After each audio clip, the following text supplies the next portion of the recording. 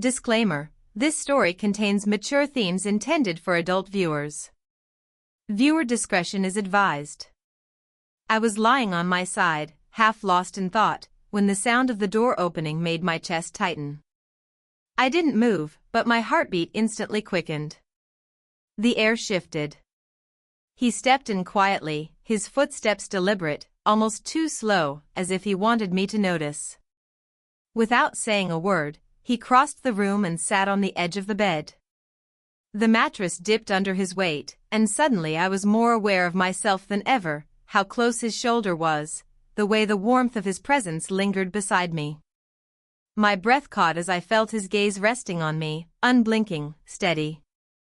I didn't dare look up at first, but curiosity betrayed me. When my eyes met his, the world seemed to still. That look, it wasn't casual. It lingered. His eyes traced me with a quiet intensity that made my pulse hammer against my ribs. My throat felt dry. I tried to shift, to brush off the tension with a nervous laugh, but his closeness made even the smallest movement feel electric. Then, without warning, his hand brushed against mine. Just a touch.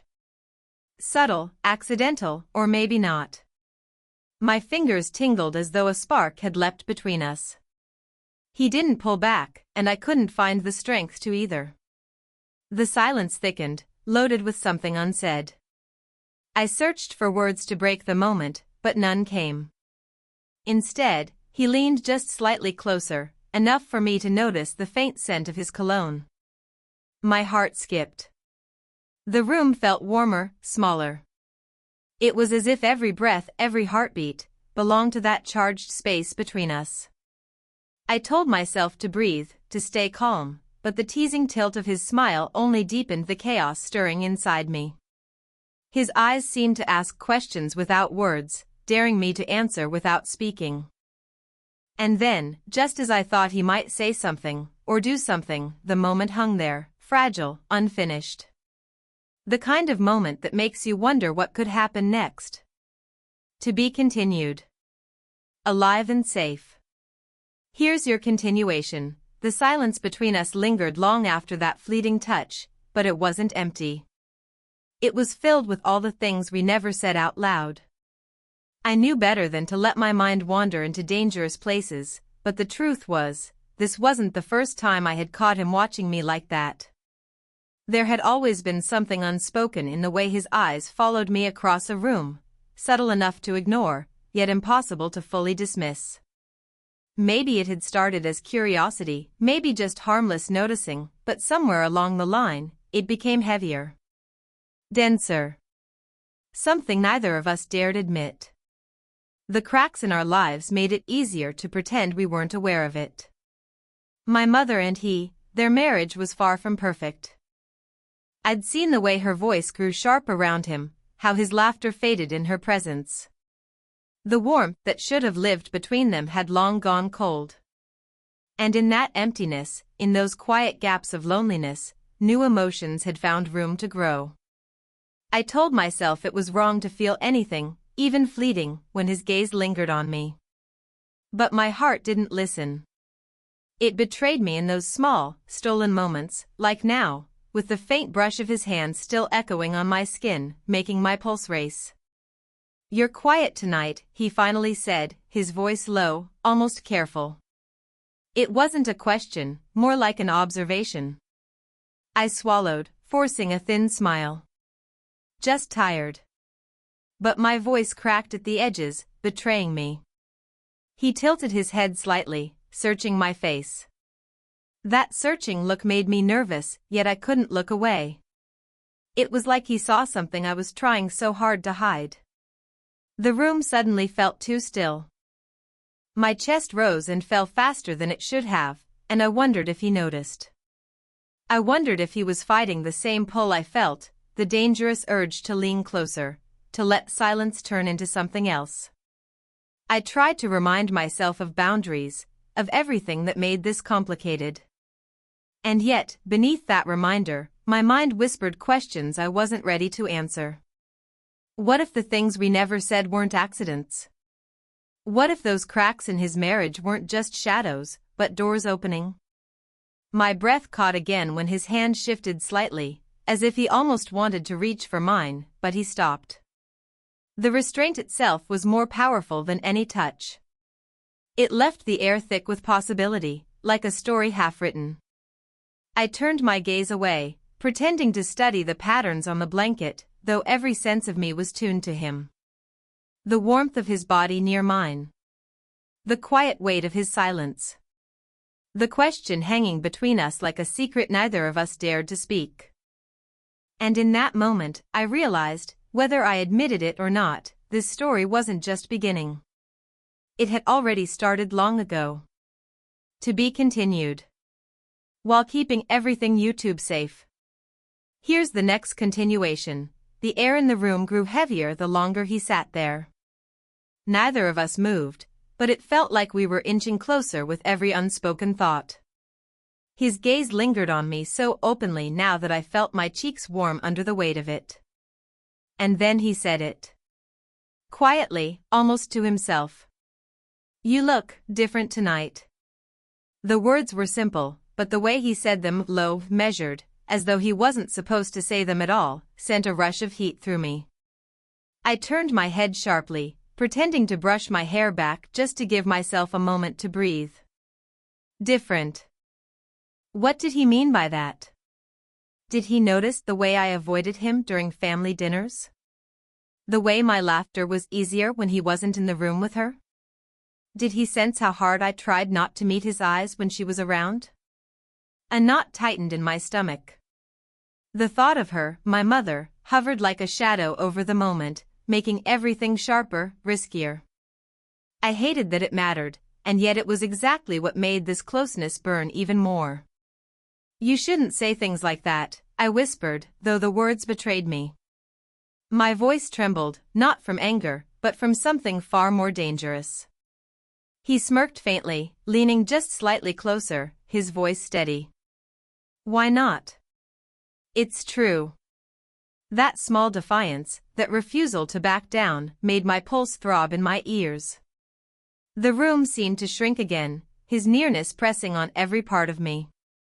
I could almost feel the warmth of his hand against mine, even though he hadn't touched me again. And yet, beneath the pull, there was something darker, a hint of jealousy simmering inside me. Jealousy I didn't want to name. When I thought of him laughing with her, talking to her, I felt it twist in my chest in ways I couldn't justify. It was wrong to feel that way, and still, it was real. His eyes locked on mine, steady, searching. For a heartbeat too long, we both forgot to breathe. The weight of everything we couldn't say hovered there, ready to snap the fragile balance we'd been holding. And I knew we were dangerously close to a line that, once crossed, could never be undone. To be continued. Keep it bold, romantic, and suspenseful but safe for YouTube. The night was unusually quiet, the kind of silence that made every little sound echo louder. I hadn't expected him to follow me, but when I slipped into the living room, there he was already waiting. The dim glow of the lamp cast his face in soft shadows, making his expression unreadable, yet his eyes gave him away. They followed me, tracing every step I took, every breath I tried to steady. My throat tightened. It was late, the house was still, and for the first time, we were completely alone. "Couldn't sleep?" he asked, his voice low, rough around the edges. I shook my head, hugging my arms around myself. Too much on my mind. His gaze deepened. "Me too." The way he said it sent a shiver through me. My pulse picked up, and I knew, without him moving, without a single touch, that the air between us was already different. I turned toward the window, pretending to study the faint glow of streetlights outside. But then I felt it, the quiet shuffle of his steps drawing closer. My breath caught when I realized he was standing just behind me, close enough that I could feel the faint warmth radiating off him. "You know," he said softly, almost brushing against me with his words, "sometimes I wonder if you feel it too." I froze, my heartbeat slamming against my ribs. Did he mean what I thought he meant? My lips parted, but no sound came out. Instead, I found myself turning slowly, and there he was, just inches away, his eyes locked on mine with a rawness that stripped away every excuse, every wall we had built. The space between us throbbed with possibility. His hand lifted slightly, as if he wanted to reach out, then hovered, trembling with restraint. My own hand twitched, fighting the pull, the desperate ache to close that tiny distance.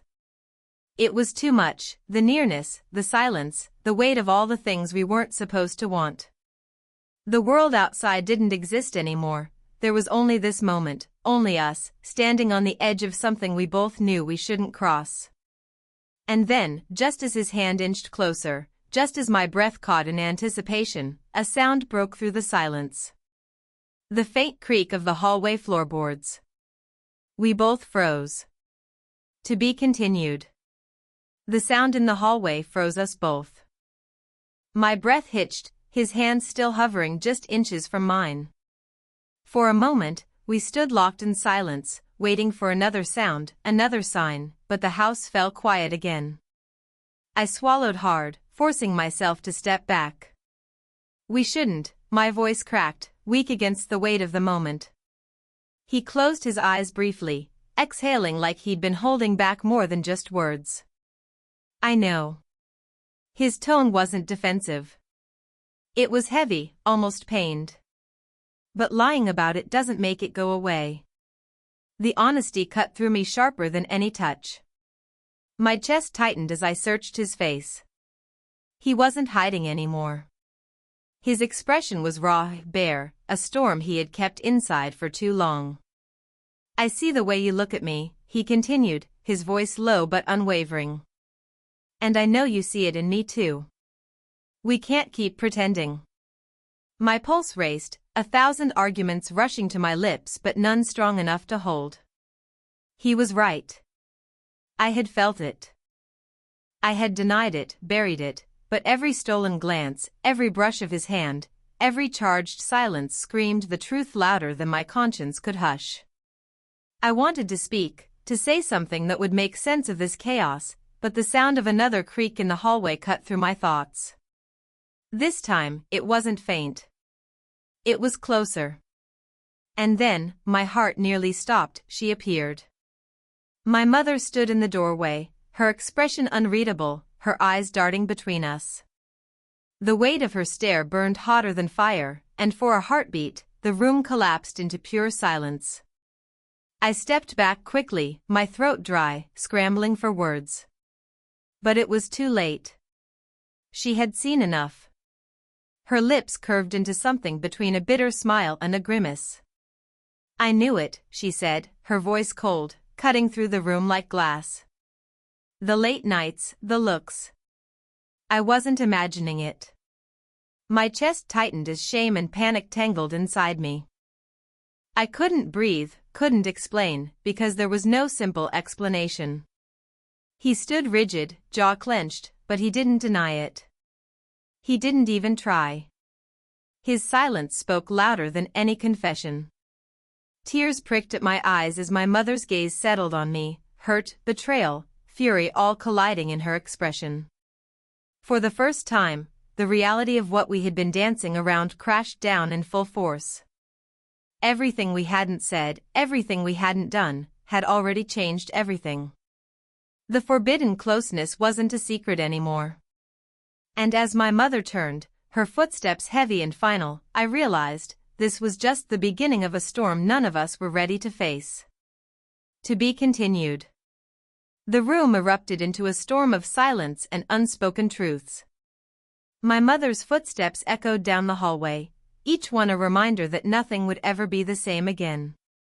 My body trembled, caught between panic and guilt, but also something else I didn't want to admit, relief. The secret was no longer hidden.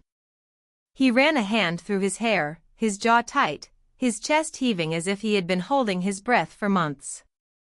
It was bound to happen, he muttered, his voice rough. Secrets like this, they don't stay buried. I turned on him, eyes burning. You didn't even deny it. You just stood there, my voice broke. Now she knows. She hates me.